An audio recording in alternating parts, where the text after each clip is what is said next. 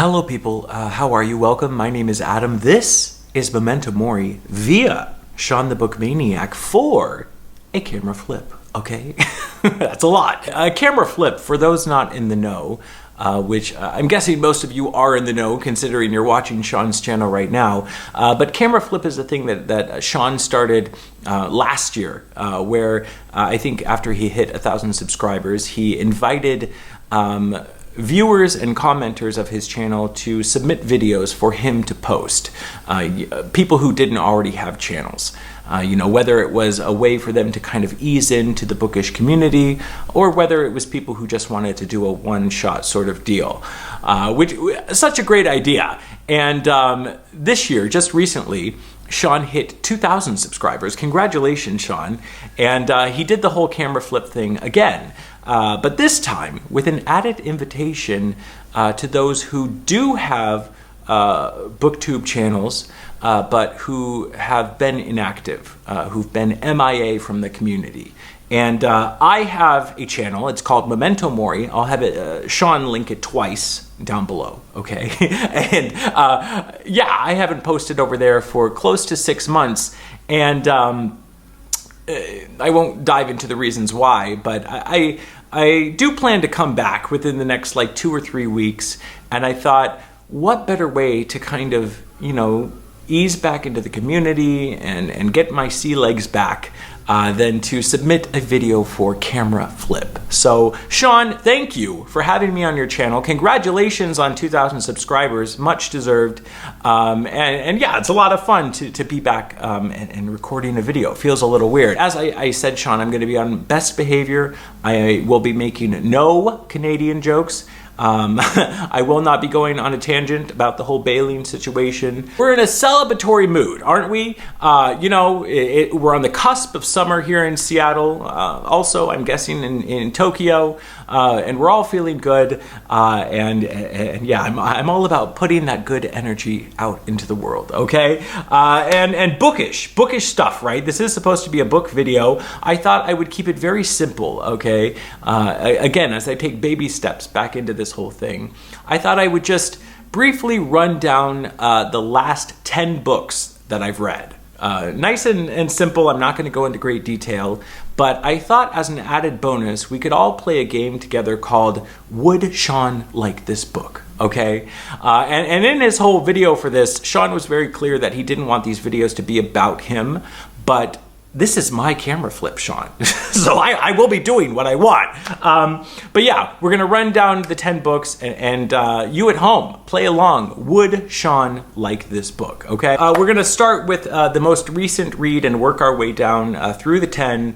And this first one here is a little bit of a cheat because I'm actually not finished. I'm just like halfway through, but I wanted to include it in here simply because it is one of the few that is sort of a Sean book. And I'm going to be up front. This is going to be kind of bleak in regards to stacking my taste against Sean, the results. But I did want to start with this one, which again, I'm halfway through. It's called Notes of a Desolate Man by Chu Tien Wen. She is a Taiwanese author. This was published in the mid-90s.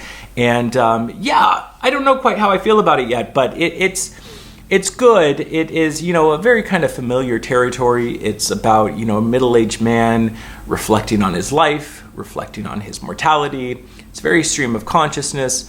The book opens with this man traveling to Japan where his very close friend is dying of AIDS. And yeah, I'm enjoying it. It's a little over sentimental, a little hokey pokey in places, but I'd say probably out of all 10 of these books, this does seem like the most Sean sort of book. And maybe you've already read it, Sean. But yeah, Notes of a Desolate Man is what I'm reading right now. And then I read Dispatches by Michael Hare. And Michael Hare was a war correspondent for Esquire magazine during the Vietnam War. Dispatches is his account of his time over there.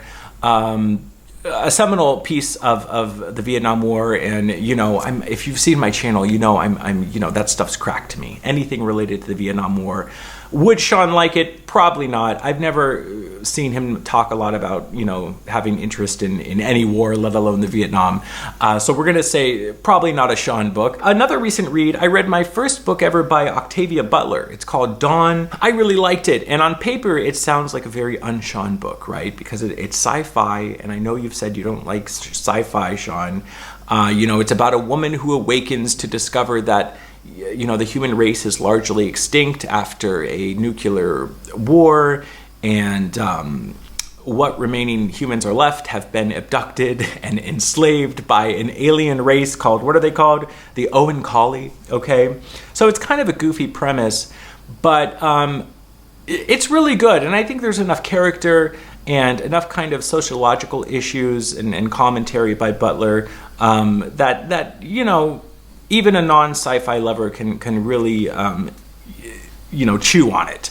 And maybe I say that because I actually read it with two of my close friends who also have booktube channels, one being Jess at Garden Scriptorium, the other being Dee Dee at Brown Girl Reading. I'll have Sean link their channels down below too. Just have Sean do it all. But Dee Dee, like you, Sean, has no real interest in sci-fi and fantasy, and she really enjoyed the book. All three of us did. So maybe it's for that reason alone that I think you could get along with this. But yeah, it was really good, and I think you would like it. Another recent read, I read Normal People by Sally Rooney, which was just horrible. Nobody should like this, people. Just this really dull, poorly written coming-of-age tale about two cliched millennials. It was just a mess. And, Sally Rooney is getting a lot of buzz, and people are saying that she's the voice of I don't know, this generation or the next generation or whatever. But if that's the case, get me out of here. Get me out of here. Beam me up, Owen Colley, because I don't want to be a part of it. And Sean, if you do read Normal People in the future and you do like it, please return and delete this video. Delete this video, because I don't want to be a part of it. I don't want to be a part of it. What? Oh, and then I did a couple rereads, a couple recent rereads. The next book is probably the least Sean book on this entire list. I reread The Color of Magic by Terry Pratchett, which even is a little bit much for me, but there's no way in hell Sean would ever pick this up. It is, British high fantasy humor from the 80s. It's very goofy. Yeah, Sean would hate The Color of Magic. You all know that. And then the other reread, which I would like to believe Sean or anybody would like, but I honestly don't think it's probably a Sean book. I reread Tinker Tailor Soldier Spy by John le Carré. Just such a classic. A great book, but again, I know Sean's not big on genre fiction. And even though I think le Carré has a unique place within his own brand of genre fiction, it's still probably not for Sean, but yeah, I love it. And then I read Fall River and Other Uncollected Stories by John Cheever. Again, people who know me from my channel know that I love John Cheever. And this collection, honestly, pretty much for completists and Cheever fanboys, okay? Because it's not the best collection of stories. They're collected from very early on in his writing career from different publications, and it's definitely him still finding his style. So not a great collection. So would Sean like it? Probably not, but we'll put an asterisk by this because, Sean, if you don't have Cheever's big red book of short stories, I do think you would absolutely love that. And again, that's a situation where I think anybody would love that. So yeah, not this collection, but if you don't have Cheever's main collection of short stories, Sean, get on it, get on it. Then I read The Loser by Thomas Bernhard, which kind of similar actually to the first novel I mentioned, the Notes of a Desolate Man, but I don't think Sean would like it. I think Bernhard's an acquired taste. His books are, again, stream of consciousness, very dense. In most of his novels, he doesn't use chapter breaks or paragraph breaks, so it's just kind of one long thing. So even though they're quite short, they take quite a long time to get through. And yeah, The Loser is probably his most famous work, but I don't think Sean would like him, so we're gonna give that another nope, okay? Then I read Kon-Tiki by Thor Heyerdahl. I probably got his last name wrong. Kon-Tiki is a Norwegian classic. It is the memoir of Thor and a small crew of men that crossed the Pacific on a raft. Just a great piece of adventure nonfiction. And yeah, would Sean like it? Absolutely not. Absolutely not. And then finally, the 10th book. I read I Married a Communist by Philip Roth. And I know Sean, I don't know, it was last year or the year before, you talked about reading your first Philip Roth with Portnoy's Complaint. Or maybe you had read him before, I don't know. But you were going to read Portnoy's Complaint, and I don't know if you ever did. So I don't know. And you know, Roth is one of those authors you kind of either love or hate. You know, all of his books are somewhat similar. But I would say I Married a Communist is probably not the best place to start with Roth, unless you have a particular interest in, you know, the McCarthy era and communism in America during the Cold War. Unless you have a particular interest, which I'm guessing Sean doesn't, I can't say I would recommend it to start with Roth at least. So that's going to be another one, probably not for Sean. But that's it, yeah. So listen, I know that's not great odds. 2 books out of 10 with Notes on a Desolate Man and Dawn being the 2 that I think Sean would like. And even with Dawn, I know that's being generous. But Sean, let me know, am I right or am I wrong? And as well as everyone at home, do you think Sean would like or dislike these books?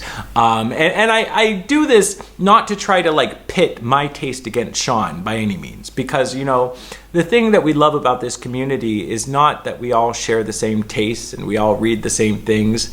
It's the exact opposite. It's the diversity of it all. It's getting a glimpse into other people's reading lives.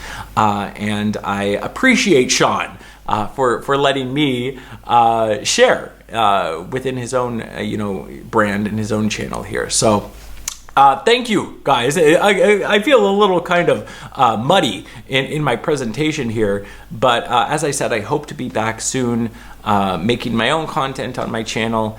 And I can feel the energy returning. I feel the mojo coming back. So this, again, what a perfect opportunity. Thank you again for the camera flip, Sean. Congratulations once more on 2,000 subscribers. And we'll hopefully see you soon. Take care, you guys. Bye.